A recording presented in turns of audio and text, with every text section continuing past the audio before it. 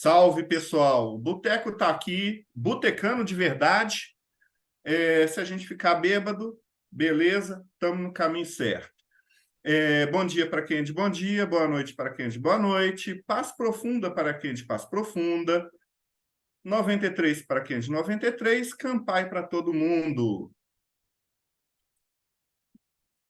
E nesse boteco hoje, André Correia fazendo parte da mesa. Saudações, seres humanos. Enquanto estamos sóbrios, é bom a gente explorar o tema de forma séria e depois a gente vê o que que acontece. Vamos começar aí por ética, né? Ver o que que a gente tem para falar sobre esse assunto, porque o tema vai ser interessante. Vamos ver para onde a gente descamba. Beijo para vocês, vamos embora. E vale lembrar porque a gente está fazendo essa bagunça, porque o patrão não está aqui, né? Então, fazemos o que a gente quer. Thales, 93, galera. Bom, eu acho que, pô, nada mais ético do que se eu abrir o chat GPT para ficar falando sobre ética com vocês. Eu acho que vai ser super ético. Ou não, não sei. Eu acho que o Paulo vai saber me explicar depois se eu posso ser ético ou não dessa forma. Enfim, mas é isso, 93. Vamos começar. então vamos começar com a ética na inteligência artificial, não é, Johan? Johan, Exatamente. Boa noite, pessoal 93. Hoje a gente vai tentar falar de ética antes do álcool subir. Tomara que a gente consiga. Robson, como que é a ética aí no Japão?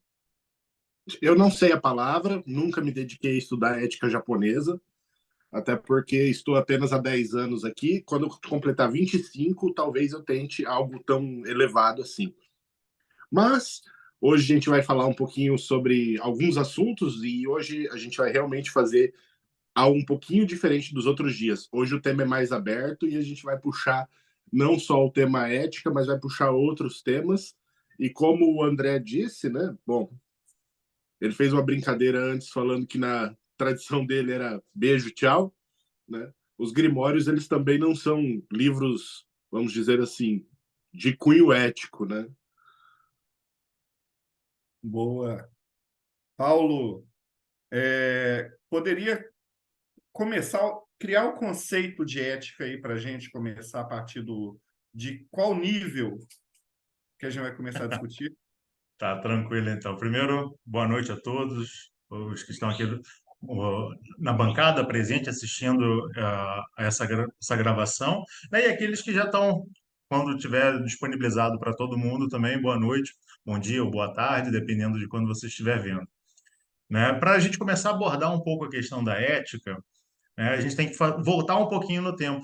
Né? A ética, ela é uma palavra grega, né? A origem dela é grega, e a gente tem que entender que o clássico da ética que a gente vai acabar abordando, eu até peguei aqui, até separei uma das edições que eu tenho, que é, não sei se está aparecendo para vocês, que é esse livro do Aristóteles.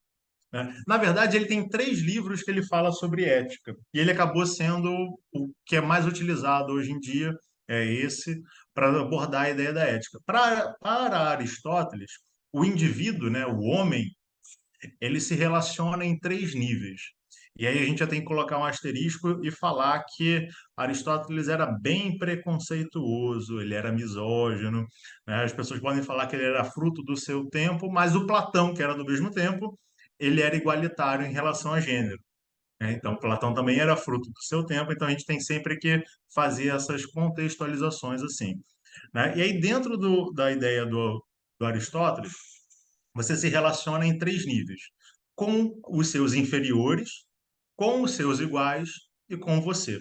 Com os seus inferiores, ele vai falar que o homem vai se relacionar com os seus servos, os seus escravos e com a sua mulher naquilo que ele vai chamar de economia, que é a base da ideia que nós temos hoje de economia, que é a administração dos bens como um todo.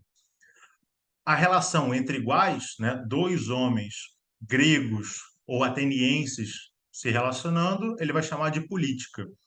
E aquilo que você se relaciona com você mesmo, que ele vai tratar como ética. É a sua ideia da sua relação consigo e com os valores transcendentais, como você se coloca dessa forma. Posteriormente, né, já no período romano, a gente vai começar a ter estudos, principalmente com Cícero, e ele vai começar a traduzir também o material grego e vai falar que a ética grega equivale à ideia da moral, né, da morale, que era um conceito que os romanos possuíam. Só que, com o passar do tempo, né, ele faz uma certa equivalência, só que a moral é uma conduta social. E essa, de fato, ficou desse modelo até hoje, né? A gente tem algumas correntes que vão falar coisas diferentes, mas a ideia de moral é aquilo que é estabelecido pela sociedade. Então, a moral, nesse sentido, ela é transitória, porque ela muda com o tempo. Houve uma época em que era moral, né? A sociedade permitia a escravidão. Hoje, em tese, a sociedade não permite, né? Porque existem outras formas de escravidão que a gente vai ter dentro da nossa sociedade. E a ética, ela passa a ser vista principalmente como uma reflexão a respeito da moral, para saber se esse costume ele é correto em essência ou não. Spinoza vai trazer para a gente, né, no seu livro sobre ética também, ele vai falar que toda ética se apresenta como uma teoria da potência, em oposição à moral, que é uma teoria dos deveres. Então, a moral ela estabelece a sociedade, aquilo que você deve fazer, e a ética ela vai ser uma potência que você vai refletir a respeito daquilo que você realmente deve fazer, se você deve fazer, para você manifestar a sua melhor versão constantemente. Então, é sempre algo que você vai se desenvolver com o tempo. Então, essa ética ela deve ser, em tese, universal, mas nós vamos encontrar hoje em dia aquilo que as pessoas vão chamar de deontologia, né? São éticas relacionadas à profissão, que são normas que são restritas àquele que deve ser o melhor profissional possível, bebendo dessa ideia da ética, que seria uma espécie de arquétipo da própria conduta do indivíduo na reflexão da sua ação. Ou seja, não basta você agir, você precisa saber o porquê está agindo e assim agir de maneira correta constantemente. Encerro aqui esse panorama geral só para a gente ter mais tempo para abordar outras coisas. Ei, espera aí. Então quer dizer que quando aquele moço careca lá, aquele inglês careca fala que a gente tem que descobrir verdadeira vontade, seguir nossa vontade, que cada estrela tem que ser na sua órbita, ser uma estrela na sua órbita, será que ele está falando para a galera ser ética? Será? Ih, Será que faço caramba! o que tu queres? É justamente isso? Ih, caraca! É, Robson, você estava falando sobre a ética nos grimórios. Vamos começar um pouco lá atrás. Bom, os grimórios eles não são exemplos de magia e ética, até porque eles eram livros subversivos por natureza, né? Eles vinham como material subversivo e muito do que é contido nos grimórios é de natureza extremamente subversiva. Contudo, as práticas mudaram com o tempo. E houve uma evolução ética, mas isso se deu muito mais aos praticantes do que aos livros em si, porque a magia, enquanto magia, ela não constituía uma filosofia que podia ser dita como ética, né? Uma forma de pensar mais ética. Então os grimórios eles sempre relegaram essa ética e esses princípios de moral para o praticante, para a religião do praticante. Era muito mais algo dado à religião do que dado ao livro, né, ao grimório em si. Então, a gente vai ver durante um período uma quase não ética, e a gente vai ver uma ética cristã crescendo no meio dos grimórios. E depois disso, né, conforme foi se intensificando a Inquisição, foi se melhorando em alguns aspectos. Paulo? Fazer uma pergunta para você, Robson, em relação a isso, só mais uma reflexão mesmo, mais trazer. Porque, por exemplo, eu percebo, né, várias práticas, vários artifícios que a gente vai encontrar dentro do cenário magístico como muito bem inseridos em determinadas culturas, né? E aí essa cultura, obviamente, vai ter uma moral, que é o costume da época, e vai ter a ideia da ética, que é aquilo que você deveria fazer de fato, independente dos outros fazerem ou não. Então, será que nos Grimórios ela já não existiria essa ideia da ética de maneira implícita, uma vez que ele está dentro de um contexto, embora que o Grimório não necessariamente ele aborde esses assuntos? Paulo, é importante você mencionar isso, porque sim, historicamente, é impossível a gente destacar um livro sem falar do período no qual ele estava inserido, né? O seu criador estava inserido. E quando a gente vê os grimórios posteriores, a gente vê, por exemplo, Magos do Francis Barrett, a gente vai ver uma forma de pensar muito mais ligado ao pensamento da Renascença, né, ao iluminismo, a esses movimentos. Quando a gente pega um grimório muito mais medieval, muito mais lá do século XII, a gente vai ver uma coisa muito católica. O livro juramentado de Honório, a gente vai ver que ele é assim, ele tem um peso católico muito grande, né? Então, a gente vê que a evolução, e a gente só considera Grimório esse período entre o século XII e o século XVIII, ali. Tudo nesse período é meio que grimorial. Mas, quando a gente fala de livros de magia, a gente está falando dos caras que. A gente pode estar falando de livros que vieram lá do Egito, o livro dos mortos, né? E aí a gente vai ter muito, né? Dentro dos livros de magia antigos, aí a gente vai ter muito de moral, ética e ensinamentos, né? Que vão ser trazidos. Então, os livros de magia, conforme eles foram evoluindo com as suas sociedades, eles tiveram, né, graus diferentes de compreensão, mas isso não dizia, né, claramente, dizia de maneira implícita que era a moral daquele período, que era algo assim. Um dos poucos livros que vai do período grimorial que vai falar mais fortemente sobre ética vai ser o livro do Abramelin. Ele vai trazer bastante conceito, mas e aí a gente vê forte influência religiosa, né, dentro dele. Os outros eles tendem a ser mais antiéticos em alguns aspectos, mas isso era meio comum também, né? Quando a gente tinha rupturas religiosas, por exemplo, como vamos quebrar aqui essa religião, vamos ser protestante porque o Papa disse que não pode casar duas vezes, né? Então vamos colocar aqui na nossa agora pode. Então, Grimório mesma coisa. Grimório é meu, eu faço do jeito que eu quiser. Essa magia aqui então pode. Então, muitas vezes a gente vai ver algumas magias que são. E eu vou mencionar uma que hoje em dia é execrada, que é do nosso queridíssimo livro de São Cipriano. Eu vou citar a magia que pega um gato vivo e cozinha. Para hoje em dia, absurdo, bizarro, né? Mas, para a moralidade da época, talvez não fosse algo tão ruim. Então, quando nós olhamos Grimórios, a primeira coisa que nós aprendemos é nos despir dessa ética e dessa moral dos nossos dias.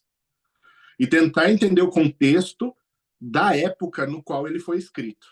Isso é muito importante, né? Então, acredito que dentro da magia é sempre importante a contextualização histórica, cultural, social, no qual esse material foi redigido. Até colaborando nessa linha, eu acho, pensando até nesse período que você comentou, e aí pegando Baixa Idade Média, né? Eu acho que você tem situações onde, por exemplo, o cara quer casar de novo. E nem você deu exemplo, o cara quer ter dois esposos, o cara quer casar de novo. Se eu sou um rei de uma ilha, eu posso simplesmente falar, ok, foda-se, vou criar minha igreja, tchau, Papa, criei minha igreja, agora posso casar de novo. Só que pode ter os outros caras que talvez o cara esteja numa situação onde ele não pode fazer isso. Ou ele não tem um reino, ou ele não tem uma ilha, enfim, alguma coisa dessas triviais que o cara não tem. Será que ele não chega assim e fala assim, eu quero ser antiético mesmo e foda-se. Decididamente, eu estou numa situação, eu estou fudido, não posso escrever os bagulho doido que eu gosto, não posso fazer as maluquices que eu gosto, e foda-se, eu vou ser antiético mesmo e caramba. A gente já passou das 9, né? Pode falar isso, né? Pode. Enfim. Talvez, eu acho que em alguns casos desses grimórios medievais, talvez o autor, ele abertamente ele queira ser antiético mesmo e foda-se. O que você acha? Não sei. Tá, Me é bem parece. possível. Bem possível que seja por aí mesmo, porque a gente não vê uma linha. A gente não vê. Não existe uma linha traçada de ética e moral dentro dos livros de magia. A maior parte são receitas de bolo, né? É. E esse E Abramelin, até que você deu exemplo, né? A pessoa que escreveu podia não ter uma ilha, não ter um reino, né? Mas com certeza tinha uma situação de vida um pouco melhor do que provavelmente a galera que escreveu os fragmentos, o seu Cipriano, por exemplo, da Capa Preta, e com certeza tinha uma situação de vida um pouquinho melhor, né? Ou uma situação um pouquinho mais favorável. E quando a gente fala de Grimório, e só para encerrar o tema Grimório, para não ficar muito dentro da minha casa, vamos dizer assim, e aí vamos começar a colocar para o André também a bomba, os Grimórios são todos eles de cunho herético, judaico-gnóstico. Né? Não é nem cristão. A gente falar cristão fica um pouco fora. Mas se a gente falar judaico-gnóstico, a gente encaixa eles bem no contexto deles. Porque a gente vai ver realmente daí um contexto ali bem do gnosticismo misturado com aquela cabala medieval, né? E aí a gente vê os grimórios surgindo desse movimento. E não só em Grimórios também, né? A gente vai pegar, por exemplo, um pouco mais à frente, antes do Johan falar, que ele está com a mãozinha levantada, né? Só para contextualizar também. Você vai pegar o Eliphas Levi, A Chave dos Grandes Mistérios, né? Ele tem 22 axiomas, né? Inclusive dentro do canal do Pedra de Afiar, a gente está fazendo um vídeo para cada um desses axiomas. E você percebe que ele justamente são os caminhos da árvore da vida, esse mesmo. Ele vai trazer para a gente a ideia dos caminhos da árvore da vida e vai ter ali dentro uma ética judaica, gnóstica, né? No caso dele, mais cristã, mas também com a pegada nesse nível, que está imbuído dentro desses axiomas também. Fala aí, Johan. Então, considerando que essa ideia grimorial ela está atrelada, logicamente, ao conceito religioso da época, em cada época que esses grimórios foram escritos, porque historicamente falando, como o Robson bem citou, né, a maioria deles tem cunho judaico-cristão, judaico-gnóstico, né, como você colocou, Robson. Como vocês veem, por exemplo, a ideia de grimórios, usando essa palavra para definir esses livros de magia, né, esses livros de receitas mais atuais? Por exemplo, no Liber Nur Psiconauta, nós temos a prática de manipulação de crenças, né, em benefício próprio. Então, como vocês veem essa parte progressiva dos grimórios, vindos dessa parte judaico-gnóstica até agora, por exemplo, nessa prática onde a gente pode manipular crenças hoje em dia? Eu vou começar definindo que o porquê o Liber Nur não é um grimório. Eu acho que é bom colocar isso aqui. A gente vai ter grimórios até o período do século XVIII, XIX. Depois disso, a gente vai ter o que a gente chama de tomos de magia. Por quê? Qual é a diferença entre um tomo de magia e um grimório? Um tomo de magia, ele é mais didático. Ele tem uma linha evolutiva de ensinamento. Ele tem um desenvolvimento racional. O Grimório não. O Grimório literalmente era um livro que um cara precisava anotar para lembrar as práticas que ele ia executar. O Grimório ele não tenta e ele não quer ser explicativo. Ele vai escrever e se o cara lembrar do ensinamento que ele recebeu junto com aquilo, beleza? Se não, ele que se vire para entender o que está ali. O tomo, que é o caso do Liber Nur, por exemplo, ele é mais didático. Então, a gente sai da ideia do Grimório, onde é um cara anotando coisas que podem ter conexão ou não, né? Muitos Grimórios vai ter uma folha com a gente, tipo assim, vai ter no mesmo capítulo coisas que são desconexas. E a gente vai ter o Liber Nur, que não, você vê que é progressivo o ensinamento dentro dele. Né? Então, Liber-Num não é um grimório único e exclusivamente por quê? Porque ele é um tomo.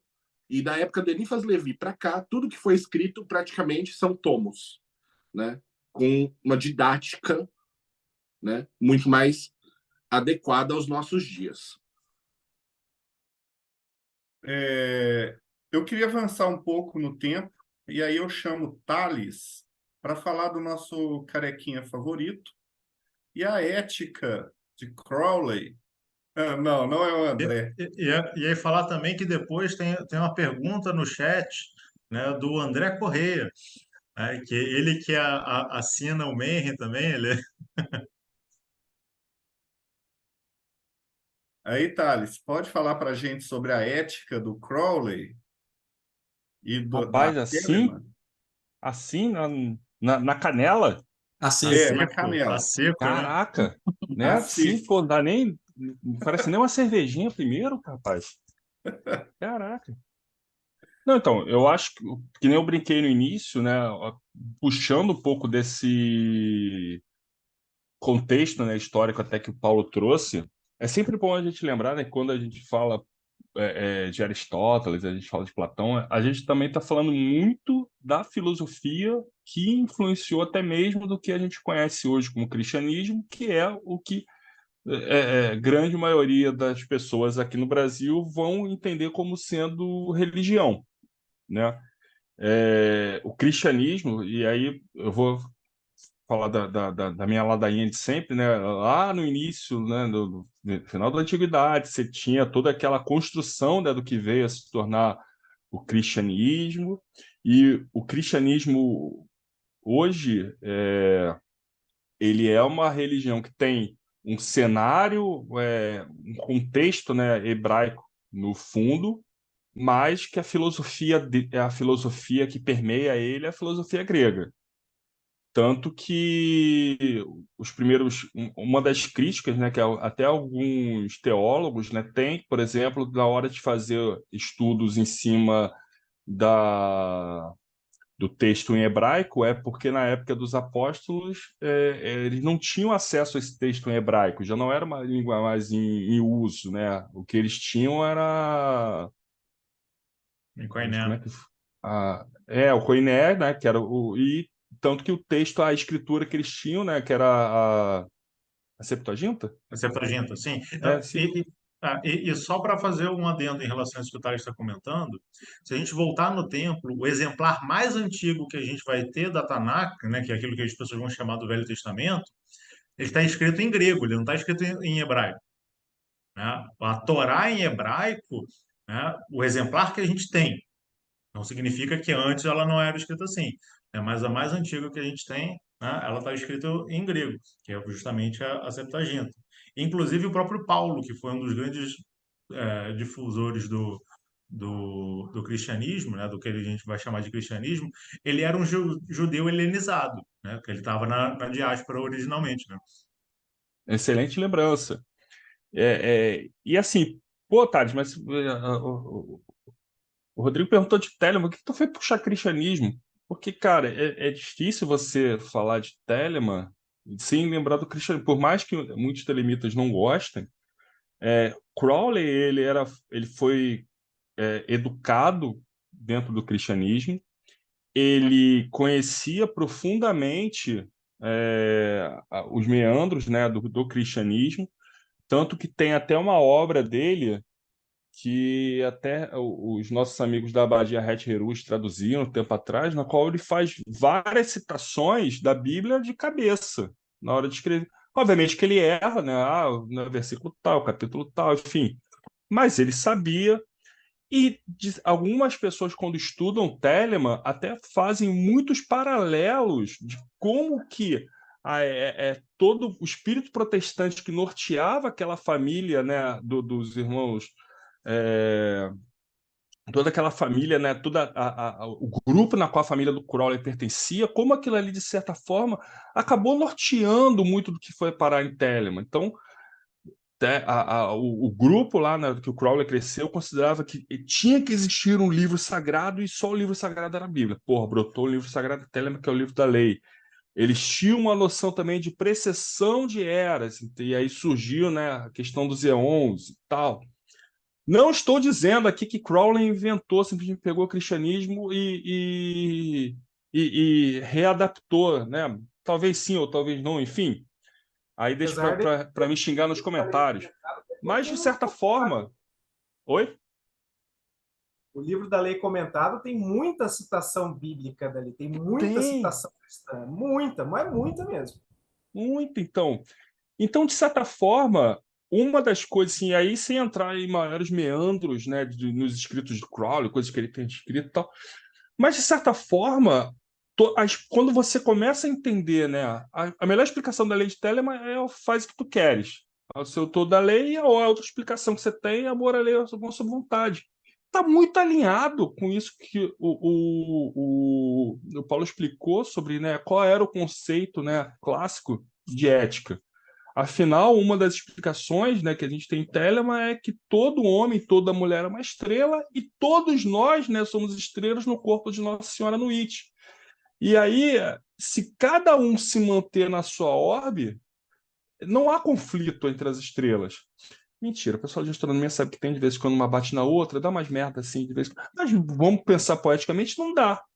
E, de certa forma, se cada, né, se a gente for pensar dentro do contexto de Telemann, né, se você está imbuído de querer fazer, conhecer sua verdadeira vontade, realizar a grande obra, a entropia do universo vai te levar a essa realização. Então, se cada um se colocar nessa posição, e até numa passagem que tem do Liber 15, né, se você. Agora eu vou entrar nessa de querer citar de cabeça e eu vou dar de cara na porta porque eu não vou lembrar se ipsiliteris como é que está escrito no Liber 15. Mas tem isso, essa questão de que se você influencia, mas sim perda de efulgência, né? Você pode, afinal, todos nós estamos, né? Se somos todos estrelas, cada um de nós vai sentir o brilho do outro, cada um vai mostrar o seu brilho para o outro. Mas se você não tenta atentar contra o brilho do outro, contra a órbita do outro, né? Você se mantém naquele seu propósito, você não vai ter o conflito, você não vai ter o choque. Então, uma das formas que você tem de pensar, né, do significado da lei de Telemann de certa forma, por uma vida ética, né? Por manter uma forma ética, né, de agir no pensar e nas suas ações. Aí, só Não sei se eu complementando, respondi ou se enrolei. acho que respondeu bastante. Mas só complementando também, que por mais que você possa pegar a fala do Tales e estabelecer que o Crowley bebeu muito do cristianismo, mas ele também faz crítica ao cristianismo. Porque quando ele vai falar do amor, ele fala, não é o amor cristão, mas aí você tem que Uhum. entender que o amor cristão da época dele, que era uma ideia de você se colocar abaixo da outra pessoa, você se humilhar em relação ao outro. Porque se todo homem, toda mulher é uma estrela, você tem uma igualdade. Você não pode ter aqueles que vão estar abaixo de você. Aquele que está abaixo de você é porque ele se coloca abaixo, saindo da sua própria órbita, e aí você vai se tornar escravo. E aí o Johan pode falar depois um pouco mais E, sobre essa e, parte. não, e até lembrando, né, que um dos significados, né, do VT3, né, que é a geometria de Telemann, também é ágape, né? Então, exatamente, Crowley vai tentar buscar exatamente, né, o termo original, que também a gente não pode deixar de lembrar que a ágape também entrou para a história como sendo o quê? O livro do Padre Marcelo Rossi.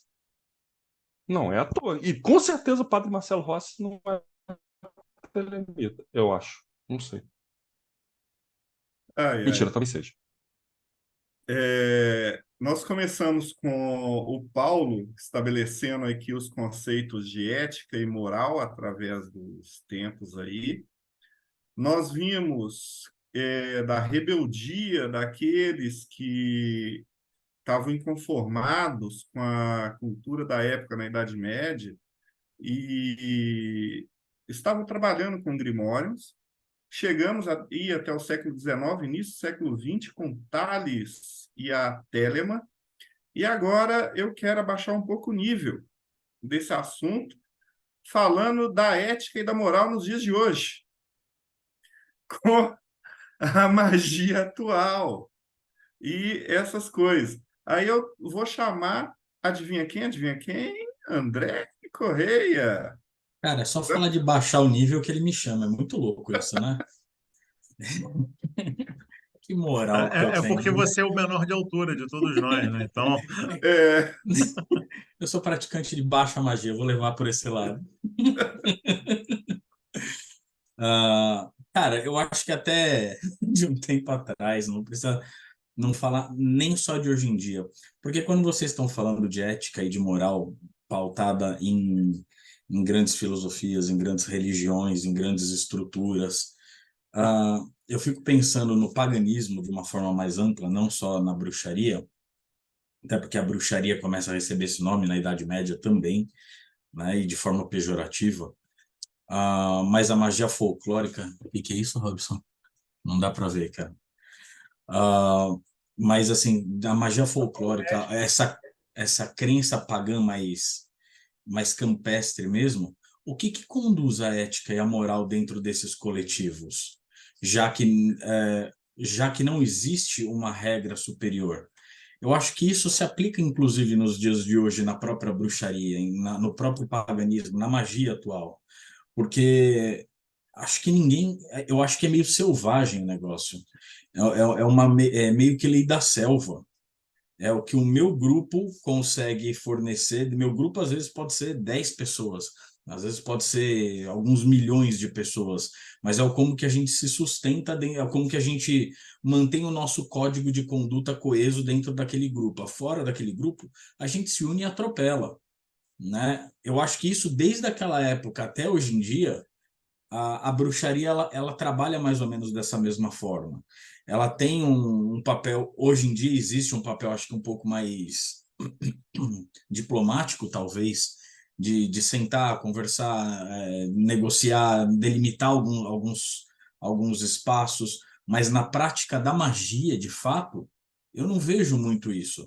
A pergunta que eu coloquei ali em cima que até que o Paulo colocou, né? Eu coloquei uma dúvida. A ética e a moral na magia, ela é para criar uma conduta pessoal e social ou um controle sobre os demais praticantes, criar um medo ou uma ameaça sobre os demais? E é o que eu vejo acontecendo. Oi? O que foi, Robson? Eu vi o Robson? Vou atropelar, vou Ah, atropelar. por favor. É o velho não matarás porque eu quero que não me mate. É isso aí.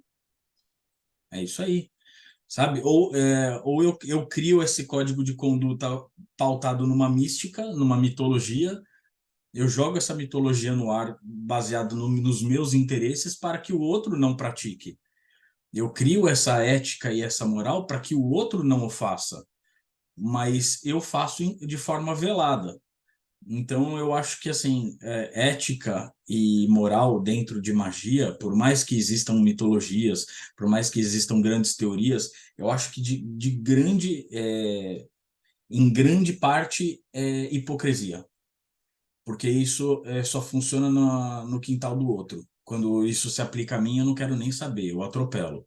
Né? Não estou falando de mim, né? Mas eu acho que eu vejo isso acontecendo de uma forma muito mas geral. pelo seu comentário, né, resumindo, a gente pode falar que você vê que existe uma moral, que é um costume, como as pessoas estabelecem, mas não existe uma ética, porque ninguém reflete a respeito desses costumes. Isso, isso.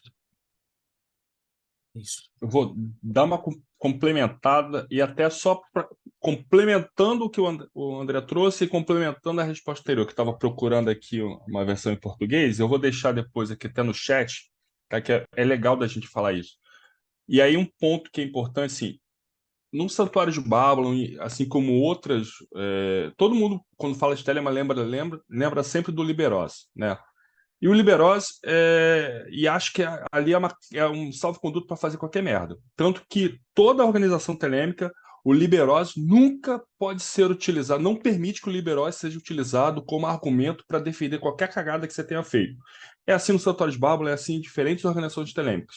Por quê? Porque o Liberós só serviu para duas coisas: ser um panfleto de propaganda pós-Segunda Guerra Mundial e para o Raul Seixas fazer música. Só isso. O Liberose não é escritura, o Liberose não é texto sagrado, não. O Liberose é um panfleto.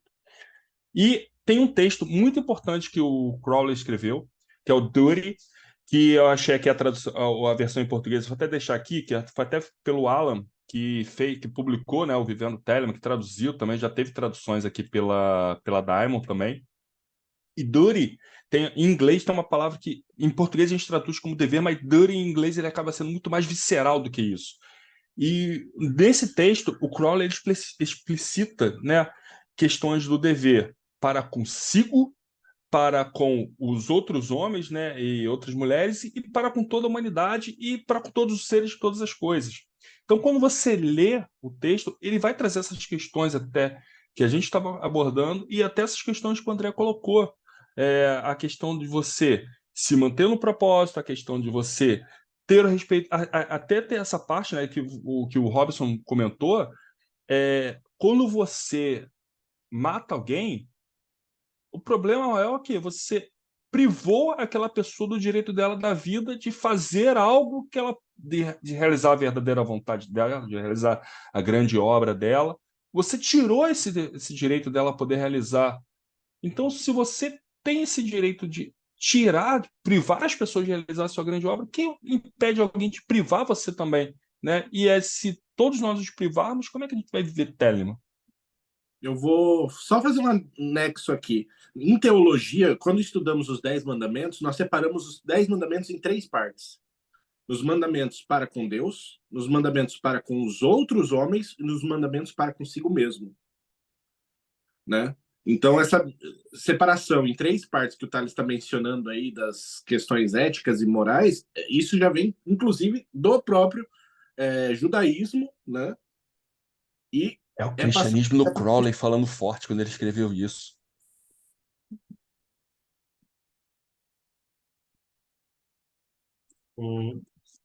Acrescentar mais um pouquinho nesse debate também, resgatando a própria dúvida do André, né, que ele traz uma questão de conduta social, um mecanismo de controle, uma série de coisas.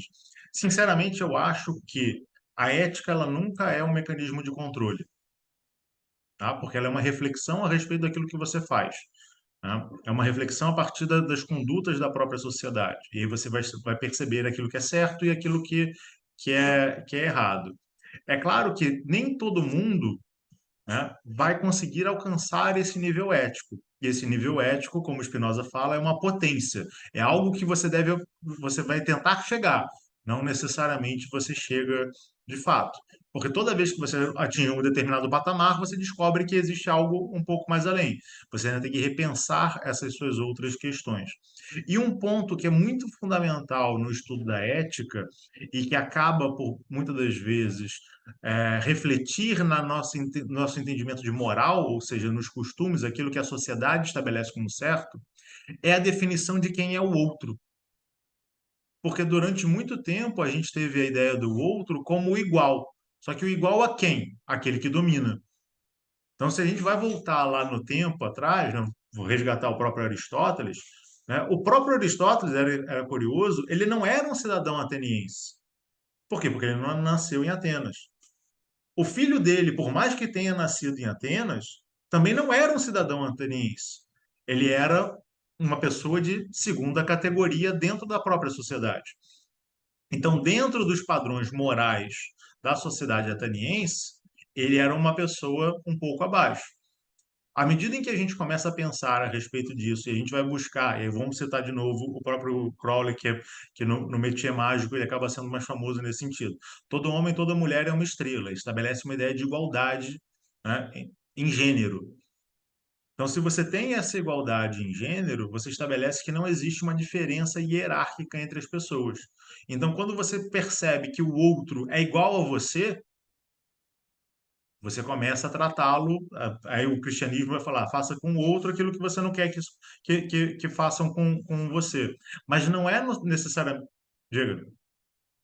Quem cita isso é Confúcio, não é Cristo. Sim. Não, mas o cristianismo diz isso muito. Né? Não faça com o outro aquilo que você não quer que faça com você. Porque você também vai entender quando você vai ler, por exemplo, né? Você vai pegar comentários do próprio ditos do próprio Jesus, quando ele faz uma análise da, do Talmud babilônico, né? Que ele vai falar, né, tipo, o primeiro mandamento é amar a Deus, o segundo mandamento é amar ao próximo, como a si mesmo, porque no final das contas você está amando uma coisa só, porque Deus, você e o próximo é uma coisa só. Quando você entende isso, você faz aquilo que é o correto, mesmo que aquilo que é o correto possa lhe prejudicar, porque você muitas das vezes está querendo fazer algo que não é correto de fato.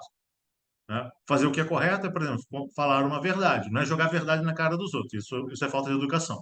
Né? Não, não é mais buscar falar, fazer aquilo que é certo. E muitas das vezes fazer aquilo que é certo vai lhe prejudicar, dentro de vários contextos. Mas aí você faz. Ou seja, não é necessariamente um mecanismo de controle, medo ou ameaça nesse sentido. É claro que quando a gente vai estudar a ideia do desenvolvimento da ética e da moral, a gente vai ter passo a passo. E chega num determinado ponto que você começa a pensar numa sociedade global, como um todo. Você sai dos seus pontos individuais, né, dos seus interesses pessoais. E quando a gente traça isso um paralelo com a magia, se você entende a magia como uma transformação da realidade, ela não é ética, porque você vai fazer aquilo que você quiser. Mas se você está pautado num determinado sistema que existe de fato uma hierarquia, né, vamos pegar dentro do Telemann, se todo homem, toda mulher é uma estrela e todos eles estão orbitando dentro de Nuit é aquilo que sustenta todo mundo. É algo maior. Então, você deve ser pautada nesse algo maior. Faça o que tu queres, não é eu, meu desejo. É eu, minha vontade, meu Telemann. E aí você começa a ter essas coisas maiores transitando como um todo ali. E aí a sua magia, de fato, vai ser, o próprio Crowley vai falar que é a verdadeira magia, porque não é a magia do desejo, é a magia da vontade. Porque a magia da vontade é você transformar a realidade para que você esteja na sua órbita. E se você está na sua órbita, você está fazendo aquilo que é ético e não aquilo que necessariamente é moral. Posso só comentar um negócio antes de Claro? vocês falarem? Porque para mim fica muito. Eu tô fora, né? A gente brinca o tempo todo. Eu tô muito fora do eixo de vocês na questão de crença, de práticas, de regras. Para mim, às vezes, é muito difícil entender essa moral é, agnóstica cristã, enfim, abraâmica, pode chamar da forma que for, encaixando dentro do contexto que for. Porque para mim não tem isso acima, não tem essa moral acima, não existe uma moral que me conduz. Quando o Paulo fala não é uma questão de controle, me vem na cabeça, tipo, ok, as estrelas que estão em Nietzsche, ou todos os homens que compõem as células de Deus, não existem conflitos, ok, eu entendo, mas quem que colocou isso? Está na Bíblia, tá escrito ali. Quem escreveu? Quem crivou isso? Foi a igreja que selecionou os textos? Isso me bate muito na cabeça. E quando eu penso de um ponto de vista pagão, quem conduz as minhas regras é um Deus de determinada cultura. Do meu amigo da porta do lado é um outro Deus de uma outra cultura. Então a gente choca o tempo inteiro, a gente se atropela, a gente entra em conflito o tempo inteiro. Então, às vezes, é muito difícil eu estabelecer uma moral, porque eu estou sendo ético comigo, ele está sendo ético com ele, mas nós não estamos sendo amistosos um com o outro, né? Isso acaba sendo conflitante o tempo inteiro, porque nós não estamos sob as mesmas regras, né? Fica difícil Não, de... mas só fazendo um comentário conceitual, né? Vocês não estão sendo éticos com vocês. Porque se vocês estão sendo éticos com vocês, vocês respeitam a diferença de moralidade de cada um. Porque a moral é a conduta social, Ok, são os costumes. Então, se você tem os ok. seus costumes e ele tem os dele, e você respeita o costume do outro, beleza, você tá sendo ético. Essa que é a grande questão. Às É, vezes nem ético é. Não, entende? sim, tudo bem. Só que aí você vai ter. Só que essa ética, obviamente, como eu comentei, é algo que vai variar de pessoa para pessoa. O grau dela vai variar de pessoa para pessoa, Sim. né? Por É exemplo, por... a gente pode estabelecer aqui que nós somos relativamente um grupo ético, Sim, sim, porque cada um aqui tem uma cultura diferente, faz parte de um sistema diferente e todo mundo se respeita. Ninguém acha que o sistema tal é melhor do que o outro. sim, Vamos pegar, por exemplo, o Thales é telemita. Lá na Fra, a gente também tem telema, mas é um telema diferente do telema que você vai ter do Santuário de Bábalo, por exemplo. Talvez seja muito mais próximo do que a gente vai encontrar na A, né? Mas vai ser mais diferente do que a gente vai... Mas beleza, né? A gente vai encontrar essas pequenas diferenças ali dentro. Mas eu não acho que o telema da Fra é melhor do que o telema do Santuário de Bábalo. E acho que sim, o sim. Tales também não acha isso. Ele acha que o telema do Santuário de Bábalo é aquilo que mais se identifica com a verdadeira vontade dele. E comigo é o telema da. Pronto, a gente se respeita, a gente está no boteco junto, cada um tem a sua moral, mas a nossa ética permite que um não entre na esfera do outro. Eu entendo isso nesse grupo que funciona muito bem. Eu digo dentro de um contexto pagão, de um contexto de bruxaria, até um contexto histórico, né? Era povo atropelando povo, era caótico e era sanguinário o E negócio, literalmente. entre grupos continua a mesma selvageria. É o que vemos na internet, infelizmente, na maior parte do tempo.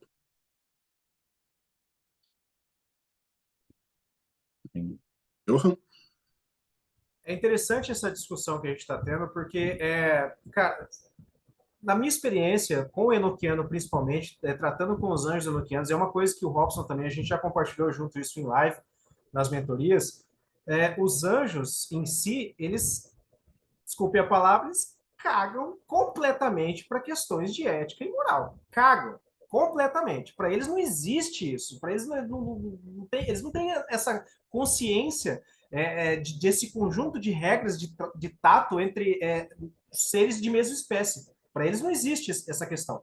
Então, assim, é muito mais relevante aquilo que nós, como seres humanos, tratamos a si mesmos do que a forma como eles nos tratam.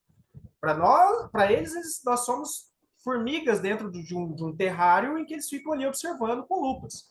Então vai muito, acho que de acordo com o que o André disse sobre quem criou essas regras, de onde nasceu isso aí, por que acontece isso aí, entende? Porque para eles, se eu considerar que os anjos enoquianos são seres imensamente mais sábios e inteligentes do que nós, réis seres humanos, e para eles não existe essa concepção, então, de onde vem isso aí? Por que a gente faz isso? Será que realmente simplesmente regras que nós criamos para tratar a si mesmo, para evitar da gente se matar, né? Porque nós somos naturalmente bárbaros? Ou será que é algo maior? Então, eu tenho um pitaco, e aí até complementando essa questão que a gente comentou, até que o Paulo trouxe. Ele diz, dentro de Telegram você tem diferentes grupos e diferentes formas de entender. Mas, por exemplo, eu entendo, eu acho não, tenho certeza, até porque o Paulo e a gente conversou já sobre isso. Tem muito mais semelhança quando eu digo faz o que tu queres e quando o Paulo diz Pai, seja feita a tua vontade, do que parece simplesmente no jeito de falar. São frases diferentes, de forma de exprimir, mas a gente está falando basicamente, às vezes, da mesma coisa. E droga, coloquei o Crowley como cristão de novo. Mas existe uma semelhança, por mais que tenha, às vezes, a forma seja diferente, faz parte, né, da mesma corrente, né, de pensamento, né? Não dá para a gente separar uma coisa que eu falar que eu sou Rosa Cruz, mas não sei nada de cristianismo, não tem como. Faz parte da mesma corrente. Mas aí até como a gente pensa que aqui é um exemplo, né? O Paulo trouxe a questão, né, trouxe uma frase e o Robson falou, mas é de Confúcio. Sim. E aí a gente já começa a falar de vertentes que são completamente diferentes. Então, eu entendo que existe uma ética que é perene e que ela vai ser falada ou expressa de diferentes formas, com diferentes sutilezas em diferentes grupos, e muitas vezes o que a gente vai encontrar é e aí, voltando aqui, né, no que o Paulo comentou, da moral, né, que é a aplicação dessa ética de acordo com os costumes daquele grupo, daquela cultura, daquela tradição, daquela sociedade, que vão se moldar. E aí que eu venho a bomba para trazer aqui, que aí, pô, se a discussão está acalorada, agora pode ficar melhor ainda. Uma pessoa não ética ou antiética, ela pode ser uma pessoa espiritualizada e uma ou religiosa, espiritualizada fica melhor, né? E uma pessoa não moral ou imoral, ela pode ser? E aí?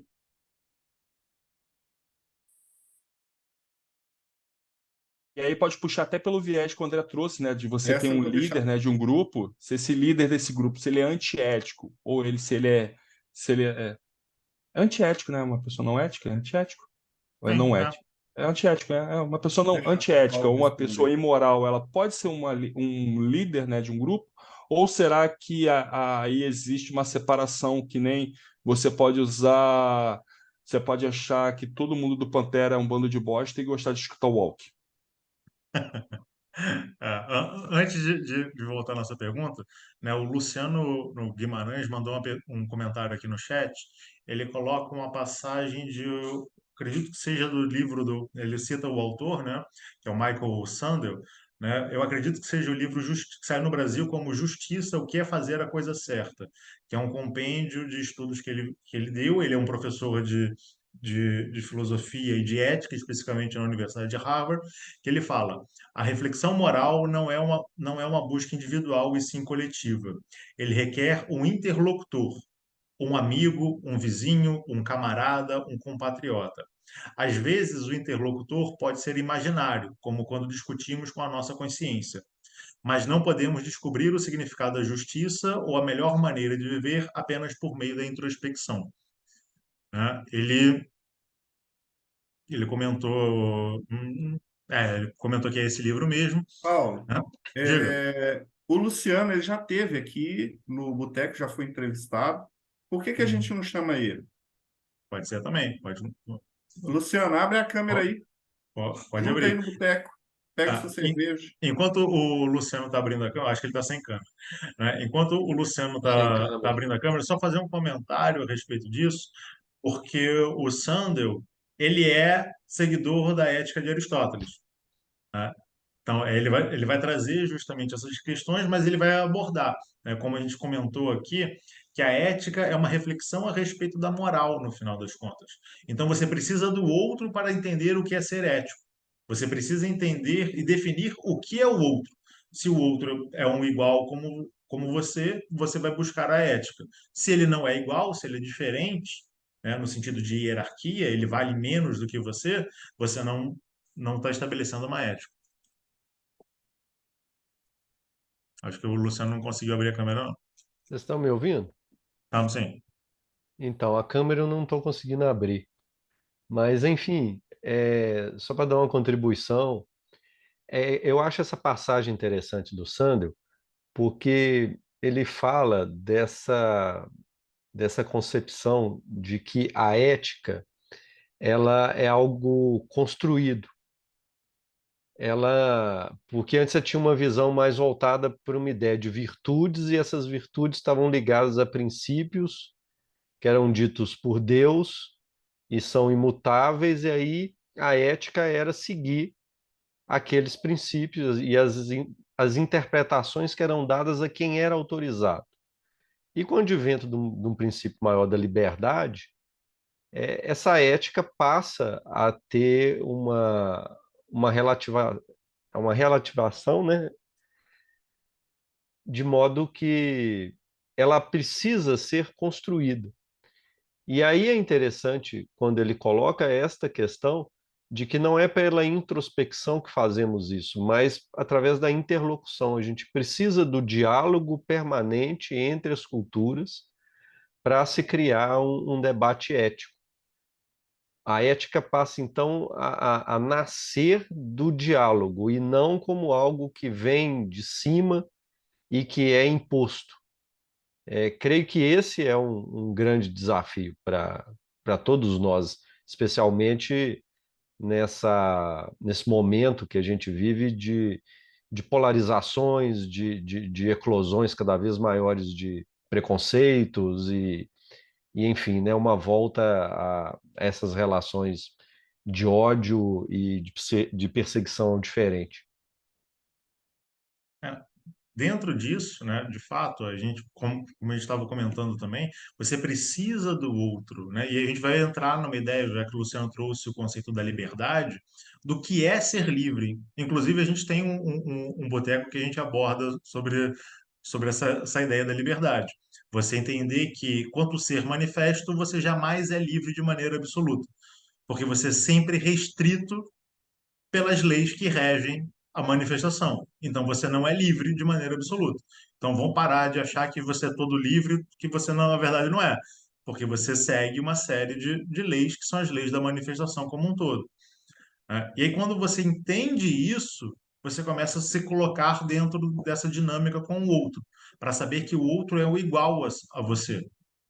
Ele vai ter suas peculiaridades, de fato, mas você precisa aprender a conviver com esse outro para que você não seja escravo das suas paixões de querer dominar o outro, mas que você esteja, de fato, dentro da sua órbita. E aí cabe uma reflexão dentro de você para saber quais são as coisas que estão dentro de você que te levam a fazer alguma coisa. Encontrar as suas motivações de maneira correta. E aí você, dentro de um comportamento ético, você consegue alcançar uma prática magística ética. Você pode realizar, se você entende de novo a magia só como transformação da realidade, de acordo com a sua vontade, e eu vou colocar aqui vontade com V minúsculo, né? Você pode fazer qualquer coisa, sendo ética ou antiética. Aí, respondendo a pergunta do Tales, você pode ter um líder de seita que é completamente antiético. Você pode ter um líder de seita que é completamente imoral. Tudo bem, porque a magia é amoral. Ela, desse sentido, ela é uma ferramenta, ponto. Ela vai atender aquele que você quer, quer aquilo que você quer fazer. Mas, mesmo dentro de uma seita, onde você vai ter um líder amoral ou imoral e um líder antiético, é possível que ali você encontre pessoas vivendo uma espiritualidade ética e moral. Porque ela, no final das contas, ela não está preocupada com aquilo que o líder está fazendo, ela está preocupada com aquilo que ela está fazendo e como ela vai se colocar no seu lugar. É claro que isso não necessariamente é uma regra. Estou falando uma coisa que pode acontecer, de fato. Diga, Robson. Bom, eu vou colocar uma frase bem cristã agora, uma observação bem cristã. Você pode fazer o que você quiser, mas nem tudo lhe convém, né?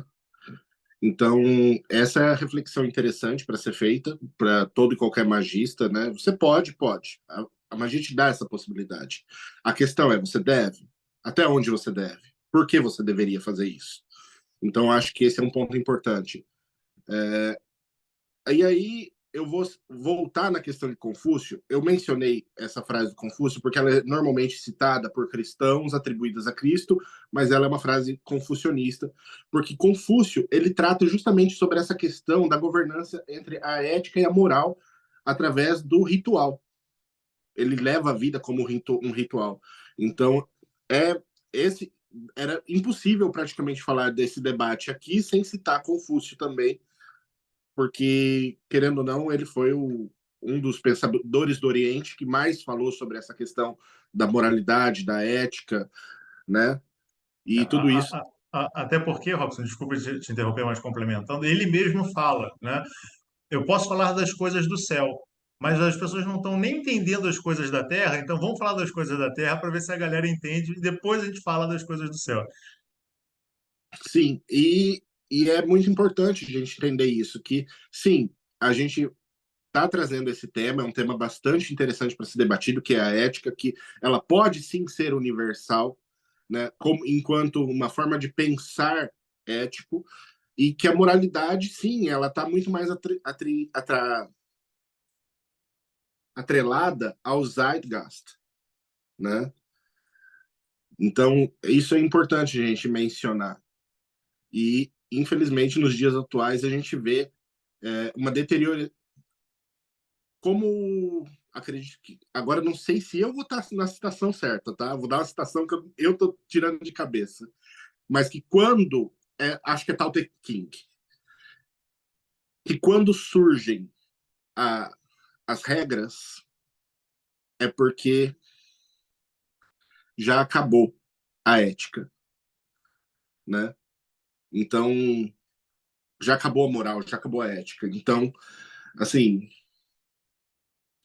esse contexto é muito sério e deve ser levado em consideração, porque nós estamos num momento histórico onde a relativização de todas as coisas acabou se tornando uma doença, né, para o pensamento humano.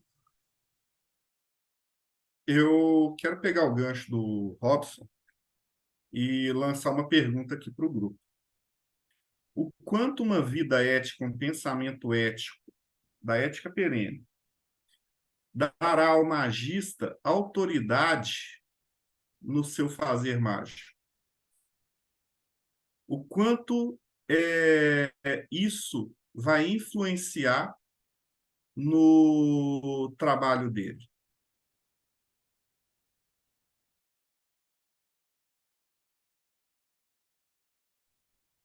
Vai responder, André?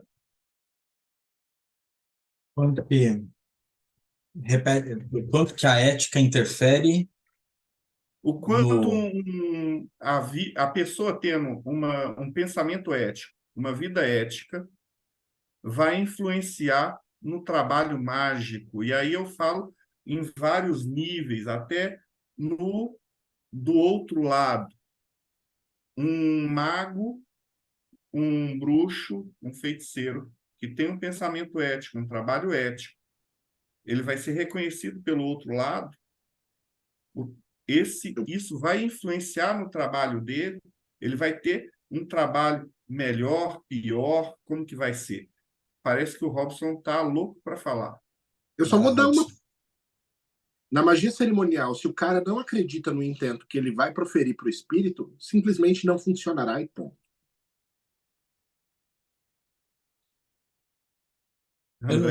Eu não entendo o outro lado que você diz, o outro lado alvo da magia, o outro lado espiritual. Espírito, os anjos, os demônios, seja lá o que for que você acredita, o Deus pagão, entendeu?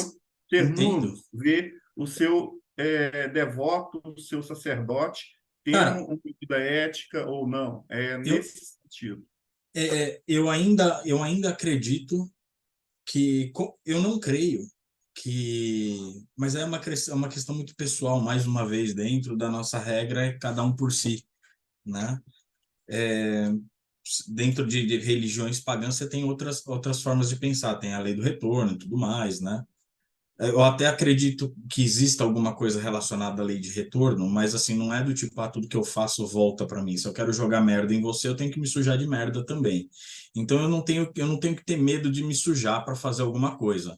Então, assim, é, é muito isso. O Deus que eu creio, ele é um Deus de caça e de caçador. Então vai ter o dia que eu vou fazer alguma coisa e de fato eu vou afetar o outro lado. E, cara, a natureza, se eu precisar comer, um dia eu vou ter que abater algum animal, né? O animal o irmãozinho do meu amigo lá que eu abati, algum dia vai ter que abater um outro animal. E as coisas vão acontecer dessa forma, né? Eu vou ter que lidar com o karma daquela morte. O karma, aspas, muitas aspas nesse karma, eu vou ter que lidar com essa morte, né? Eu vou trazer ela para minha conta, pro bem ou pro mal, né? Senão, como que eu combato? Eu vou para um outro pensamento. Como que eu combato quem está me atacando? Como que eu ajo eticamente Chama com o quem está... Thales.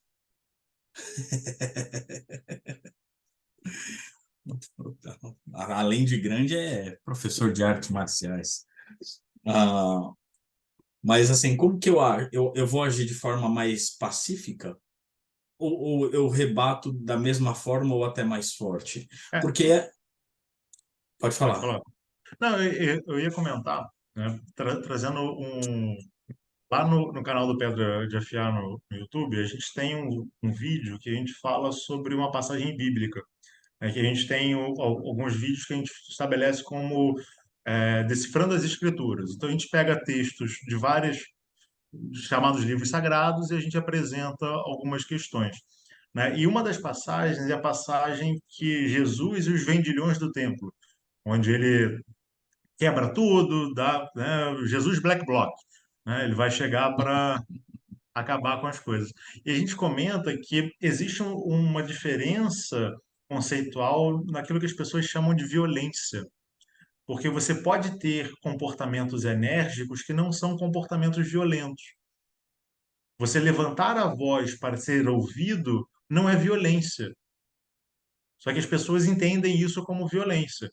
Mas você levantar a voz para oprimir o outro, aí sim é violência.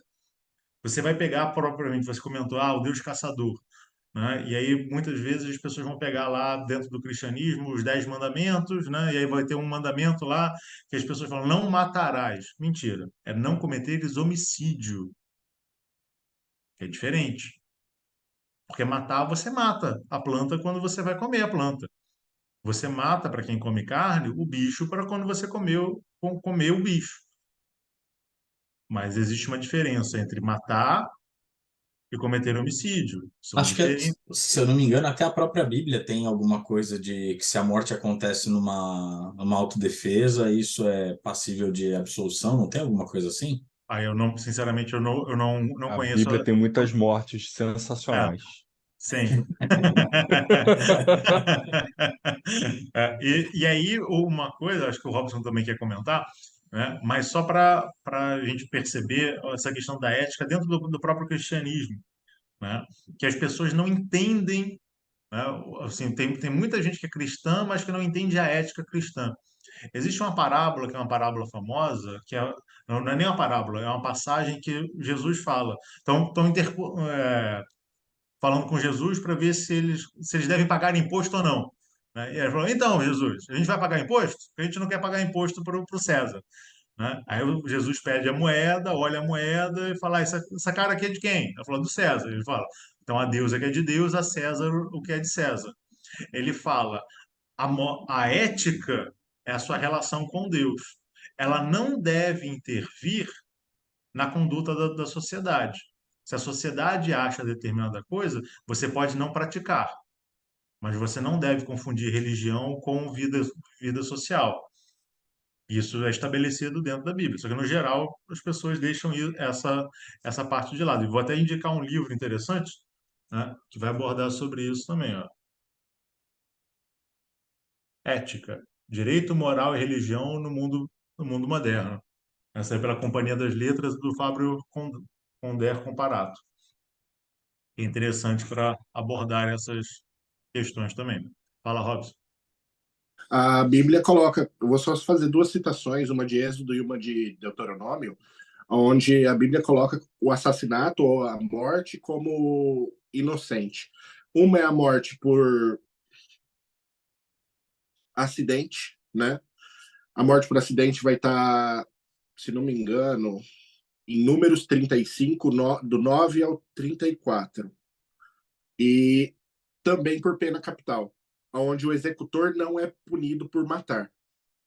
Os executores, o executor não é punido por matar uma pessoa, né? Por exemplo, no caso, a pessoa cometeu um crime que dava pena capital.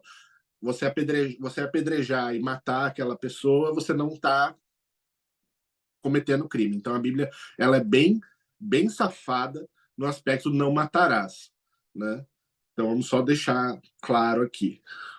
Um parênteses que eu queria fazer até nessa linha, aí pegando agora para um outro viés, né, não é bem cristianismo, né, mas pegando mais para o lado mais Disney mesmo, né, a gente pensar no Rei Leão. Não sei, para quem já viu o musical do Rei Leão, né, o Rei Leão a gente tem um desenho clássico, né, tem o filme live action, que é bastante bom, meu cachorro ficou vidrado vendo ele. E tem um musical, o musical é sensacional. Para quem não viu, é uma fortuna, tu vai paga uns 2 rins naquele ingresso, mas, cara, vale muito a pena, que é sensacional. Uma coisa que fica muito explícita no musical, que não aparece tão explícito assim no desenho e no filme, é que, assim, o leão, ele é o rei da floresta. Então tá todo mundo lá saudando.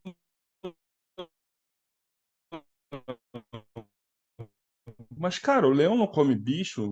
E aí vem até a explicação do porquê Thales, da trilha eu sonora do acho Elton que John. para todo Que é mundo o Thales descongelou. Ou só para Oi? mim? Alô? Você congelou na hora que eu Você fui já voltou, falar, mas... ô, Leão? Ah, Voltei? Ah, então, no musical, tem uma parte que ele explica muito forte, que é um diálogo que está tendo lá da Nala com o Simba, que é o porquê, com a Nala não, é das leoas explicando para eles. Porquê do círculo da vida, né? Do que até a música do Elton John. Porque todos os animais eles estão se matando ali. Eles vão naquele momento lá para ver o herdeiro. Mas saiu dali, irmão, é a vida, o círculo da vida está acontecendo. Qual é o problema com como é que é o nome do tio mesmo? Eu esqueci. Scar. Scar, gravou de novo.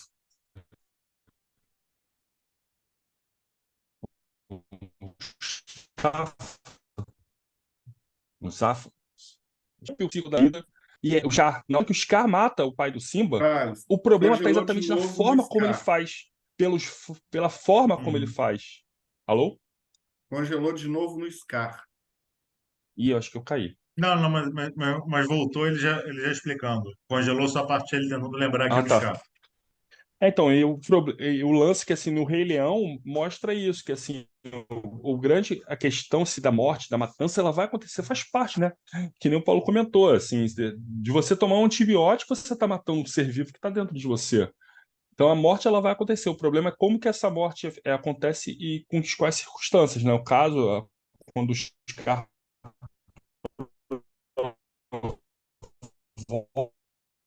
né, toda aquela situação, Iluminado. ele rompe a ética e, consequentemente, ele faz de um ato não ético na sociedade, né? É uma outra forma lúdica que a gente tem de lembrar dessa questão. Os Illuminates não querem que a gente saiba sobre o ponto de vista do Thales e a ética no filme Rei Leão. Alguém quer falar alguma outra coisa aqui? Não vou pedir para o Thales repetir tudo de novo, porque seria terrível. Ah, Assim, ele está ele cair congelado de até novo. agora. Ele congelou de novo. Ele está congelado até agora. Né? É, Só comentando uma coisa também que o André e o próprio Robson trouxeram também, que é a própria ideia de. O André colocou no karma lato sensu, né? É aquilo que a gente vai chamar de responsabilidade. Né? Vão sair dessa ideia de karma, porque no geral as pessoas não sabem muito bem o que é karma e confunde karma com aquilo que a pessoa quer, né? Ela confunde É, karma com vingança. Né? eu falei karma ali de uma forma bem Assim, bem generalista. ampla, né? Você colocou bem amplo, mas tem muita gente que não sabe o que é karma e acha que karma é vingança. Fala assim, ah, não, eu não desejo mal a ninguém, só desejo a lei do karma para as pessoas. Não, você está querendo vingança para as coisas, né? Mas a ideia de responsabilidade, que você é responsável por aquilo que você faz e aquilo que você deixa de fazer, né? E a responsabilidade é você lidar justamente com... Aí, ó, Marta, e a responsabilidade é, acima de tudo, você lidar com as consequências daquilo que você faz. Ponto. Vamos esquecer outras encarnações, vamos esquecer tudo isso. Vamos pensar no cotidiano. Tudo aquilo que você faz gera consequência no meio. Essas consequências podem ser boas ou podem ser más. Elas podem ser boas no primeiro momento e más no segundo momento. Elas podem ser más no primeiro momento e boas no segundo momento. Elas podem ser más no primeiro e no segundo, e pode ser boas no primeiro e boas no segundo. Qualquer combinação dessa você vai encontrar. Mas é entender que tudo aquilo que você faz gera consequência. Logo, você é responsável por todas essas coisas. Então, qualquer prática mágica que você queira realizar, você precisa entender que você é responsável por ela. Ponto. E se você aceita essas consequências, pô, beleza. Segue teu coração aí. Mas se você não aceita, então não faz. Mas não vem dizer, ah, não, eu sou livre para fazer qualquer coisa, porque, desculpa, a gente já debateu isso aqui em outro boteco, você não é livre necessariamente. Diga, Robson. Mas você fala do depois resultado ou do depois do depois? Não, eu estou falando do momento que você fez. Você fez alguma coisa, a partir daquele momento, você já gerou um resultado no ambiente, mesmo que não seja o resultado que você almeja dentro da sua prática, porque você agiu. E toda ação sua vai gerar consequências, vai gerar reverberação. Uma ou mais reações. Uma ou mais reações. A quantidade de reações, na verdade, nunca existe uma só reação. Porque você vai jogar, é como você agir, é como se jogar uma pedra na água. Ela vai ondular para todos os lados. E ela vai gotejar, vai subir água, vai cair, vai ondular de novo. Então você vai ter uma série de coisas que você vai influenciar toda a existência, com qualquer ação que você faça. E lembrando que ficar de braço cruzado também é uma ação.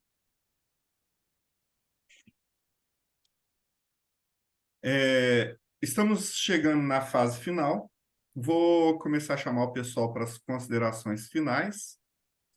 E vou começar com o nosso colega Luciano, porque eu quero agradecê-lo demais aos livros que ele enviou para mim. Nossa, está muito claro. Bem, A Defesa da Honra, Ações de Injúria no século XVIII em Mariana, Minas Gerais.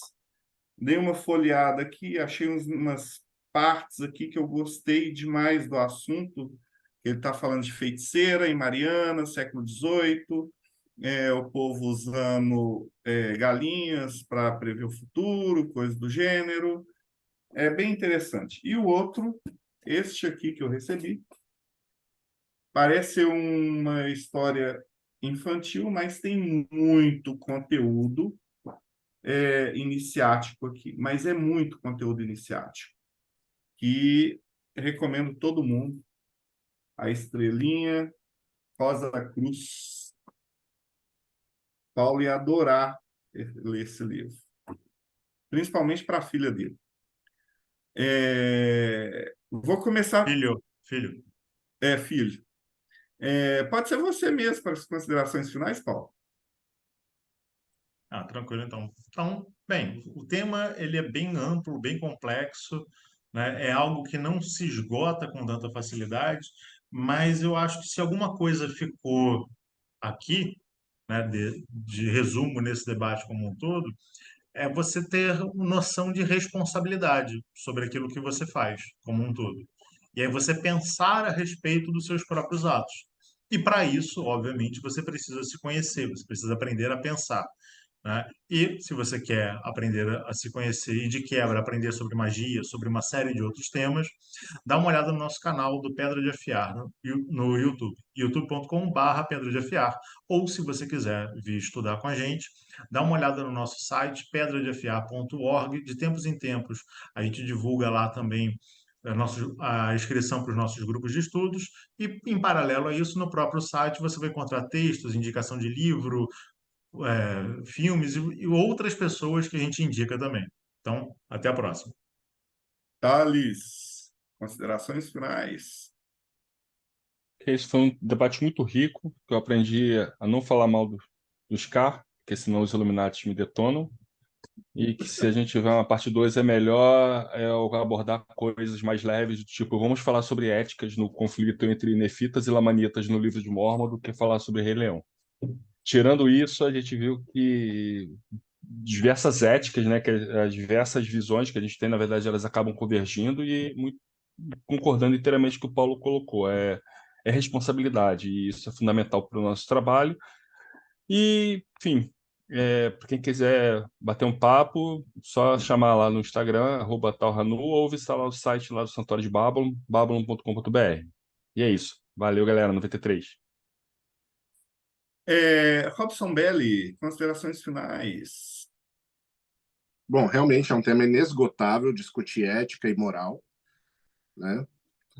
Magia realmente é uma força selvagem que acaba por ser utilizada por seres talvez menos civilizados do que nós gostaríamos, às vezes. E se você é um desses seres incivilizados e quer aprender um pouco mais como se utilizar dessas forças, sem ter alguém dizendo o que você pode ou não fazer, procura aí, Linktree, né? linktr.ee/secretum secretorum e dá uma olhada no nosso projeto lá, que eu ensino a fazer magia e não fico cagando regra para o que você deve ou não fazer. Porque isso, no final das contas, eu vou deixar bem claro, é um problema seu. Toda a colheita e a desventura que você possa colher é um problema seu. Então, se você quiser conhecer um pouco mais, acessa lá O Segredo dos Segredos para quase todo mundo. Basicamente, se fizer bobagem, a pessoa vai se ferrar muito sozinha. Ai, ai. André Correia, considerações finais. Pessoal, um tema para mim muito legal e assim, ver né, o ponto de vista de vocês, para mim é muito, muito, muito interessante, porque eu resvalo um pouco nessa questão e, e fazer essas reflexões, fazer esse exercício de pensamento para mim é muito legal. E se você quiser conhecer muito mais sobre ética, se você quiser conhecer muito mais sobre conteúdo muito inteligente, acessa lá youtube.com/pedra de afiar. Mas se você quiser a cara do Paulo. Mas se você quiser ver sobre bruxaria, tambores, xamanismos, baixa magia e como que é que você falou, né, Rodrigo? Quando baixar o nível Gente, não da foi nesse sentido. Eu sou um lerdo retardado, não foi nesse sentido. É porque a gente ia falar da ética dos dias de hoje. Eu acabei com o meu colega. Eu Aí, sei. assim, é um lambão esse apresentador aqui. Um lambão total. Foi Quando você quiser, total falta de ética. quando você quiser baixar o nível da magia, acessa lá, @André Correia Tambores e manda mensagem lá. Ai, ai, E o desculpa, troféu André, mas falta de jeito desculpa. de hoje vai para Rodrigo. Ai, ai. Luciano Guimarães, tenta melhorar meu esquema aqui com as suas considerações finais. Não, vem jogar a bola para mim, não. Se arrumou aí o problema, você cuida dele. Mas só agradecer. Muito conhecimento, é uma discussão que não tem fim, né? E que bom que ela não tenha. E vou muito naquilo que foi a minha contribuição, que é isso, né? A ética, ela é construída a partir de um diálogo. Acho que o que fizemos aqui foi um momento ético, né? De produção da ética. É isso aí. E para finalizar, assim, novamente pedindo desculpa a todo mundo que eu ofendi, foi sem querer, tá? Mas esse sou eu. Se você quer um apresentador profissional, é quando o Marcelo está aqui ou quando qualquer outro está aqui. Se eu estou aqui, é lambança. Sim, eu tenho o número 21 aqui. Mas eu tenho que falar, se você está aqui até agora, parabéns. Você participou desse boteco, você está despertando um pouco de ética aí com você, ouvindo a sua ética e refletindo. E no catarse.me/TDC, você vai poder participar de um financiamento recorrente, vai receber a revista Hermetismo, que tem matérias fantásticas aqui. E, além disso, já que foi falado que a ética é uma construção coletiva através do diálogo, você tem grupos no Telegram, aonde tem bastante gente bacana, que vai ter um diálogo bacana, que vai te ajudar a tentar não cometer tanto erro. Porque se você cometer, aí é você que vai ter que aguentar as consequências dos seus atos. E não se esqueçam, tá? Não se esqueçam de compartilhar o link. É muito importante. Não se esqueçam de se inscrever no canal, de dar o joinha, de falar com todo mundo sobre Projeto Mayhem. Quanto mais divulgar esse vídeo sobre ética, melhor para todo mundo. Imagina um planeta onde todo mundo é uma estrela, cada um orbitando sua própria órbita, sem incomodar o vizinho porque o vizinho está fazendo merda, ele que vai fazer sua própria merda, mas tudo bem. Se não interferir na nossa. E vamos finalizando. Rodrigo Telemita. Mais ou menos. E finalizando, vamos até a próxima, pessoal.